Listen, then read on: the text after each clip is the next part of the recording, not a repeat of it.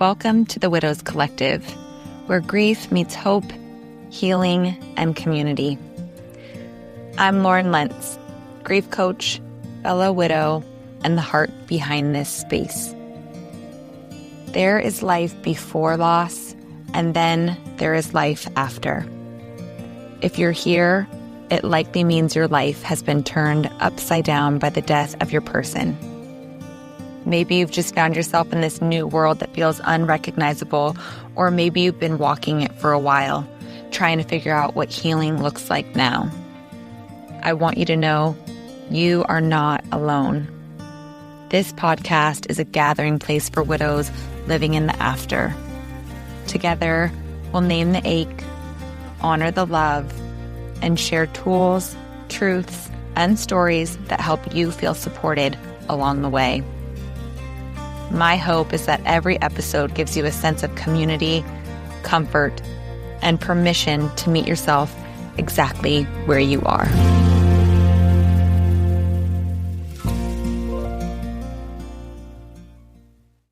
Hello, everyone, and welcome back to the Widows Collective podcast. Today's episode is going to be slightly different. It's a bit more reflective and honestly a little bit more real about something I don't think gets talked about enough, not just in grief, but in life in general.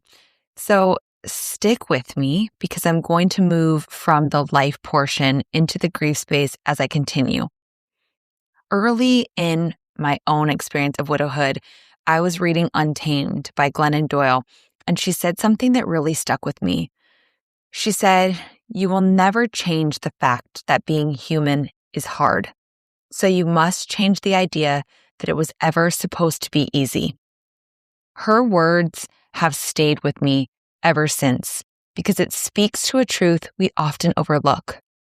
Life and grief isn't meant to be effortless.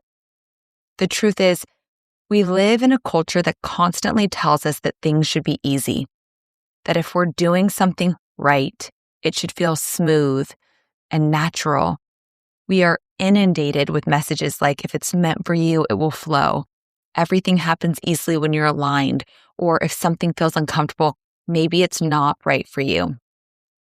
And while there may be small pieces of truth inside some of those ideas, the reality is they often paint a picture of life that just isn't accurate. When you step back and look at most experiences that truly shape us, whether they are joyful or heartbreaking, they're not easy. They require effort and patience. They require time. And more often than not, they require a willingness to sit with discomfort rather than avoid it. This realization really landed for me recently when I was talking to a friend just about the hardships that I was experiencing in my personal and professional life. And so she recommended an app called Pep Talk. I hadn't heard of it before, but because I trust her, I downloaded it and I started listening. And I ended up binge listening to a bunch of different pep talks throughout the day. What struck me most was how many of them touched on the same theme. Somewhere along the way, we started believing that discomfort meant something was wrong, that if something feels too hard, we should question it. But the speakers kept coming back to a different idea.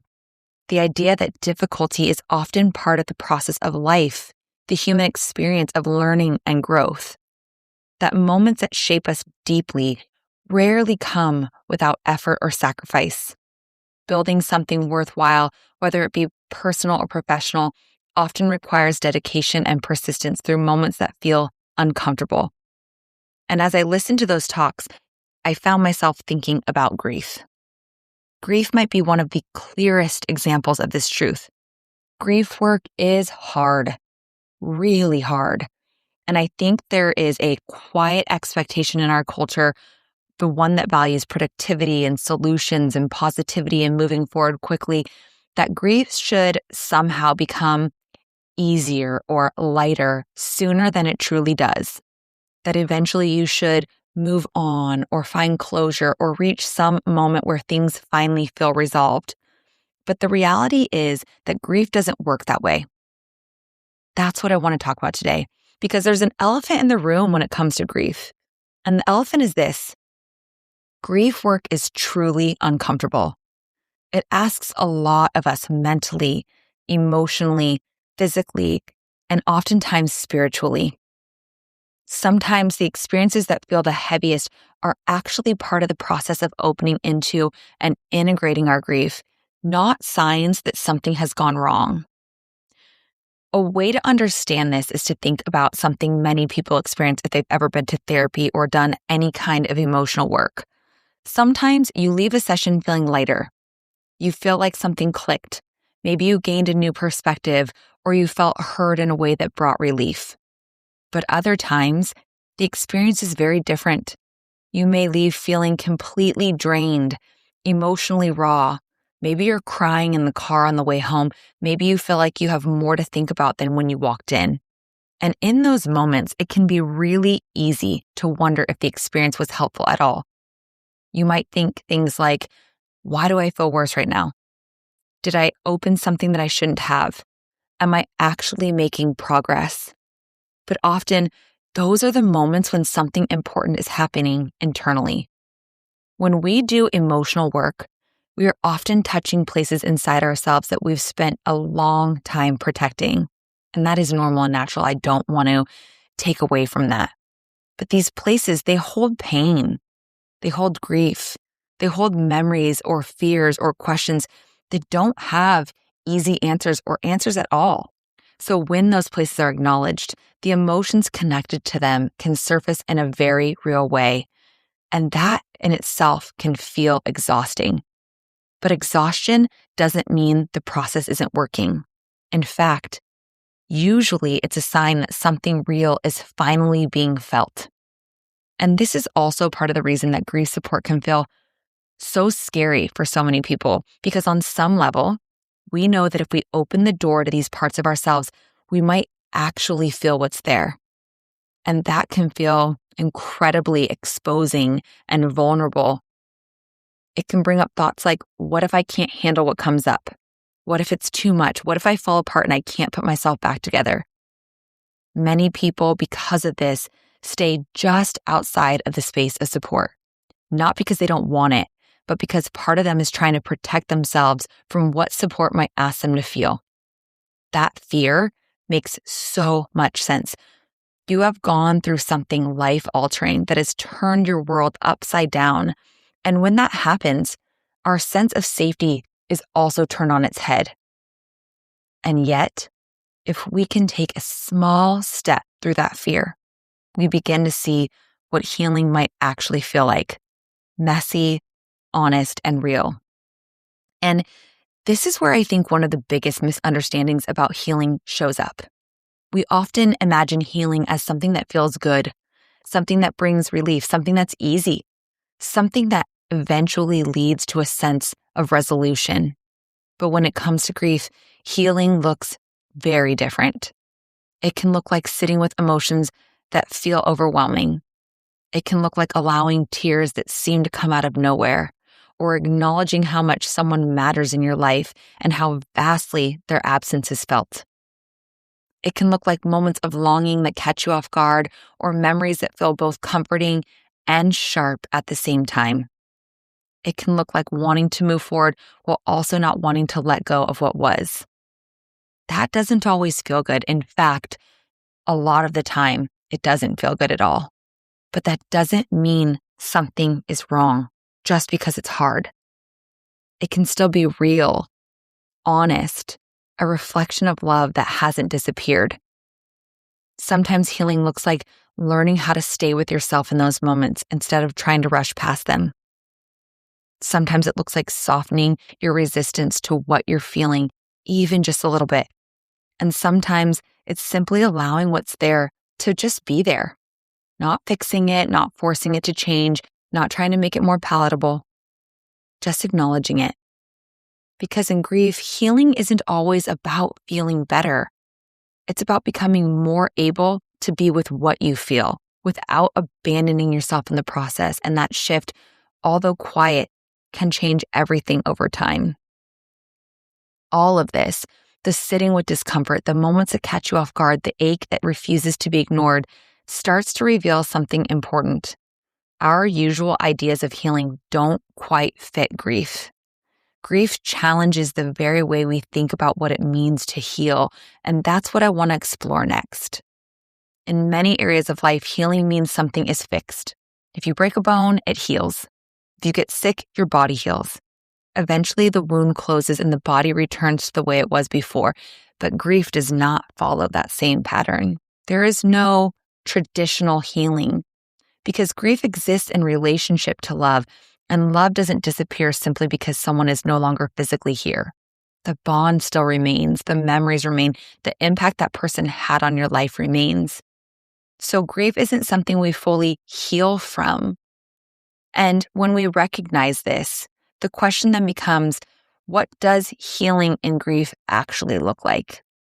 For many of us, healing begins to look less like fixing something and more like learning how to live alongside it, learning how to carry the love and the loss at the same time, learning how to allow grief to move through your life without believing that it defines every moment forever.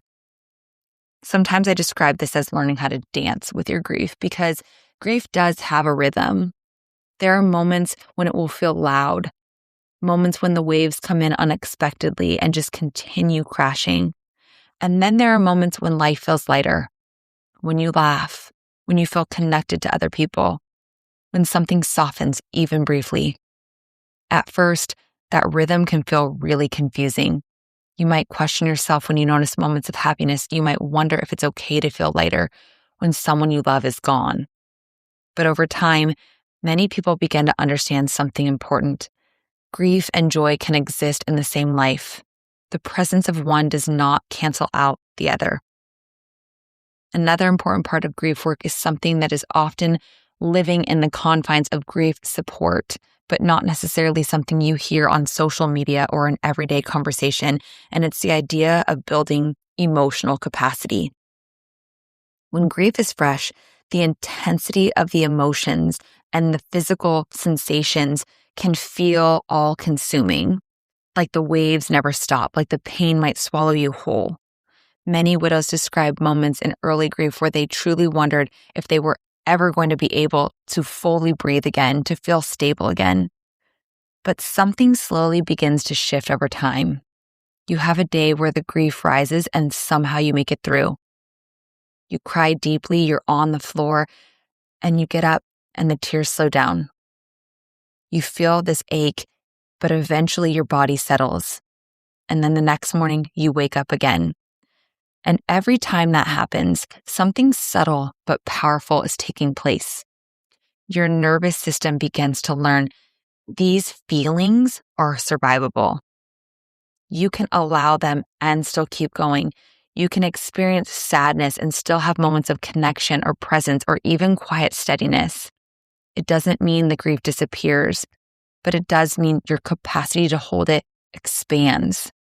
That growth often happens so gradually you don't even notice it at first, until one day you look back and you realize you are still here, that you've made it through days that felt impossible.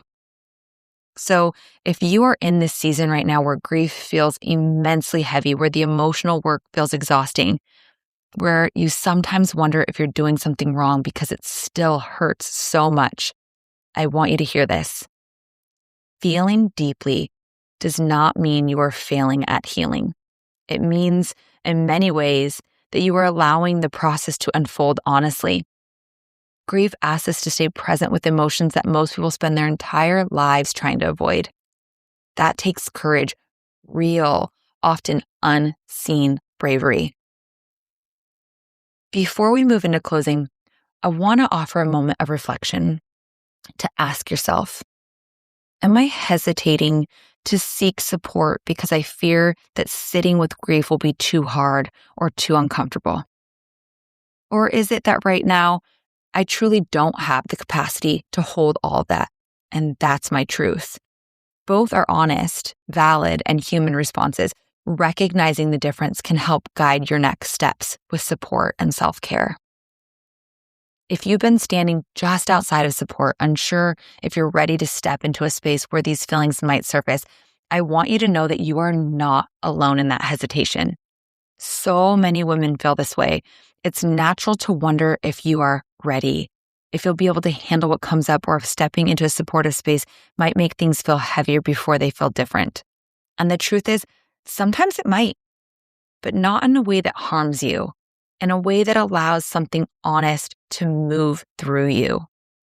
It's okay to move at your own pace. It's okay to wait until the day feels right. It's okay to take small steps instead of big ones. It's okay to show up imperfectly and to bring whatever version of yourself is available in that moment. Because support isn't about fixing your grief or telling you how you should feel. It's about creating a space where your story, your love, your pain, and your becoming can exist without pressure, where you can be witnessed, all of you, where you don't have to carry it all alone. Grief has no timeline. There is no should. Some days will feel heavier than others. Some days might feel quieter. All of it belongs. Even when it feels like the waves will never stop. Even when you feel completely raw and exposed. You aren't doing it wrong. Grief work is hard. It is a reflection of what you've been through, the ache that you're feeling, your life having been turned upside down.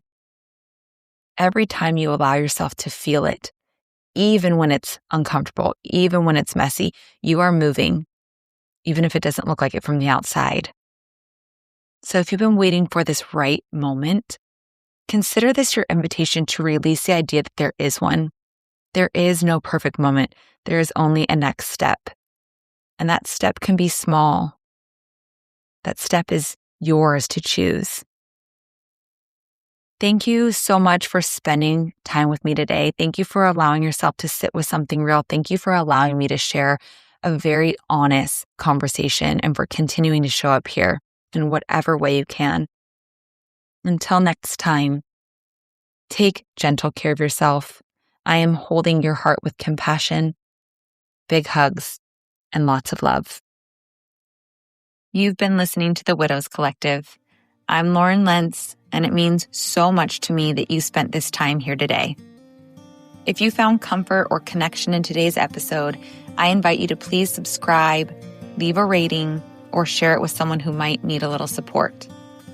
You can also follow me on Instagram at I'm Sorry We're Friends and join my email list at laurenlentz.com to explore my one-to-one grief coaching, group program, retreats, and other tools designed to help widows navigate loss with understanding and guidance. I hope you'll join me next week for another conversation where we'll continue exploring grief, healing, and ways to reimagine life after loss. I'm sorry you're here, and I'm so grateful that you are. Thank you for being a part of this community. Your presence is an act of courage and self-compassion, and I'm honored to walk this path alongside you.